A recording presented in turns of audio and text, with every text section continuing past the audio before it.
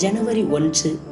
ஆண்டவர் உனக்கு ஆசி வழங்கி உன்னை காப்பாராக, உன் திட்டங்களை எல்லாம் நிறைவேற்றுவாராக என்னும் இறைவனின் ஆசீர் ஆண்டின் முதல் நாளிலேயே வழங்கப்பட்டுள்ளது. ஆண்டின் தொடக்க நாளில் கடவுளின் தாய் அன்னை மரியாள் என்ற விழாவினையும் சிறப்பிக்கின்றோம்.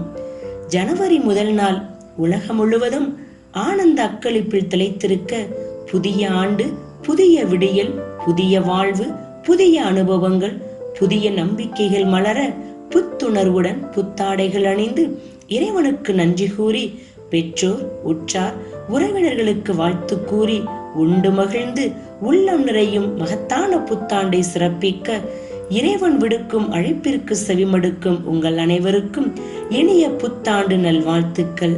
கடந்த காலங்களில் நடந்தது என்ன? எதை இழந்தோம்? எப்படி வென்றோம்? ஏன் இழப்புகளை சந்தித்தோம்?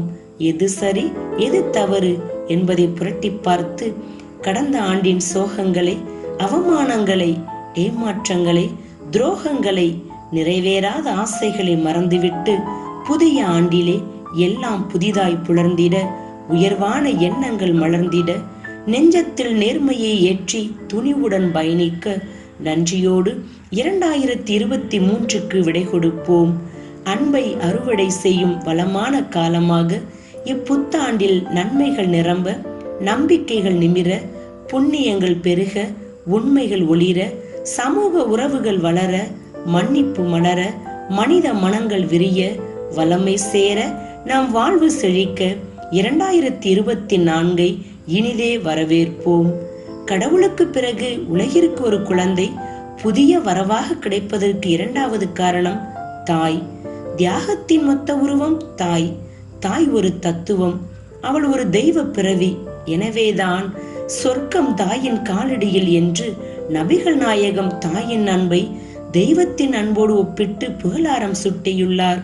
எலிசபெத் மரியாவிடம், என் ஆண்டவரின் தாய் என்னிடம் வர நான் யார் என்ற வார்த்தையின் மூலம் அன்னை மரியா இறைவனின் தாய் என அழைக்கப்படுகிறார். வார்த்தை மனு உருவான மகனை மனுகுலத்திற்கு அர்ப்பணித்ததால் அன்னை மரியா மானுட தாயானார். கடவுளின் விருப்பத்தை நிறைவேற்ற மரியா இயேசுவை பெற்றெடுத்ததால் கடவுளின் தாய் என அழைக்கப்படுகிறார். வானதூதர் அறிவித்த நற்செய்தியை கேட்டு இறைவனின் வார்த்தைகளுக்கு கீழ்ப்படிந்ததால் மரியா இயேசுவை கருத்தாங்கும் வல்லமை பெற்றார். எனவே இயேசு மரியாவை அம்மா என்று அழைத்தார், மரியா இயேசுவை மகனே என்று அழைத்தார். இந்த தாய் மகன் உறவினால்தான் மரியா ஆண்டவரின் தாய் என்று அழைக்கப்படுகிறார். மகனின் விருப்பத்தை நிறைவேற்ற வந்ததால் அன்னை மரியா திருச்சபையின் தாயாகவும் அழைக்கப்படுகிறார். இறைவனின் தாயாக மட்டுமல்ல, நமக்கும் தாயாக விளங்கும் அன்னை மரியாவிடம் நம் குடும்பங்களை ஒப்புக்கொடுத்து இவ்வாண்டு முழுவதும் இறைவனின் அருளாசி வேண்டி இணைவோம் இப்புத்தாண்டு திருப்பலியில்.